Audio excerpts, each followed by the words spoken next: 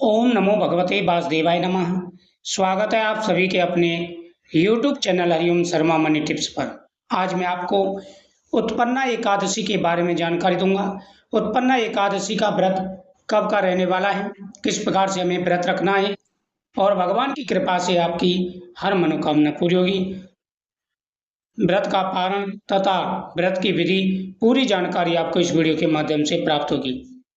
उत्पन्ना एकादशी मार्गशीर्ष माह की कृष्ण पक्ष की एकादशी को मनाई जाती है। इस दिन भगवान विष्णु और माँ लक्ष्मी की पूजा करने से सुख समृद्धि और वंश में वृद्धि होती है। सनातन धर्म में एकादशी का खास महत्व है। आपको बता दें कि एक साल में 24 एकादशी पड़ती हैं। इसका मतलब महीने में 2 एकादशी पड़ती हैं। एकादशी तिथि पर जगत के पालनहार भगवान विष्णु की पूजा करने का विधान है। इस साल उत्पन्ना एकादशी को लेकर के मन में असमंजस है। एकादशी कब की रहने वाली है? मान्यता है कि इस दिन माँ एकादशी का जन्म हुआ था, इसलिए इसे उत्पन्ना एकादशी कहते हैं। शास्त्रों के अनुसार इस दिन कोई व्यक्ति अगर पूरे दिन व्रत रखकर भगवान विष्णु की पूजा करता है तो भगवान विष्णु उसकी सभी मनोकामनाएं पूरी करते हैं। साथ ही उसके जीवन में सुख समृद्धि का वास बना रहता है। वही इस साल उत्पन्ना एकादशी पर शिव वास का सहयोग भी बन रहा है, इसलिए इस दिन का महत्व और भी बढ़ गया है। आइए जानते हैं शुभ मुहूर्त और एकादशी कब की रहने वाली है उसके बारे में।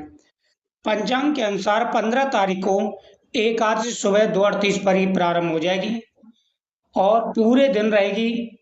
यहाँ पर एकादशी की जो तिथि है वह 16 तारीख की सुबह तक चलेगी, तो पूरे दिन एकादशी रहेगी 15 तारीख को। इस वजह से यह एकादशी का जो व्रत है उत्पन्ना एकादशी का वह 15 तारीख को ही मनाया जाएगा। तो एकादशी 15 तारीख को ही रखी जाएगी एकादशी का व्रत। पंचांग के अनुसार अगहन माह की कृष्ण पक्ष की एकादशी तिथि पर शिववास योग का सहयोग बन रहा है। इस शुभ अवसर पर भगवान शिव कैलाश पर देवी माँ पार्वती के साथ स्थित रहेंगे। शिववास योग के दौरान लक्ष्मी नारायण की पूजा करने से साधक की हर मनोकामना पूरी होगी। शास्त्रों के अनुसार इस दिन भगवान विष्णु ने मोर नामक राक्षस का वध किया था, जिस खुशी में उत्पन्ना एकादशी मनाई जाती है। और इस दिन भगवान विष्णु के शरीर से मोर राक्षस को मारने के लिए उत्पन्ना एकादशी उत्पन्न हुई थी, तो इसलिए भगवान ने उनका नाम उत्पन्ना रखा और भगवान कृष्ण का नाम मुरारी रखा गया।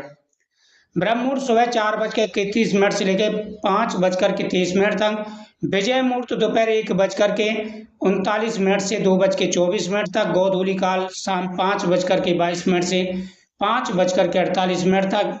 तो इस समय आप पूजा करें भगवान की। सुबह भगवान के सामने शंकर करें, लड्डू गोपाल जी को स्नान कराएं, चंदन का टीका लगाएं, उनके सामने तुलसी दल समर्पित करें, फल समर्पित करें, भगवान के सामने प्रार्थना करें। आपकी हर मनोकामना पूरी होगी, भगवान का आशीर्वाद प्राप्त होगा।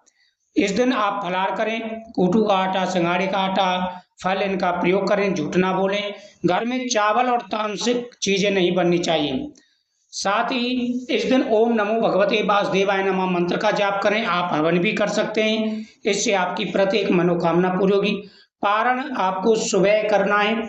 सुबह आप पारण एकादशी का जब करेंगे तो आप 7 बजे से पहले ही पारण कर लेना व्रत का, और साथ ही आप 7 बजे से पहले कर ले तो अच्छी बात, नहीं तो आप 6:30 बजे से लेकर के और 8 बजे के बीच में भी आप व्रत का पारण कर सकते हैं।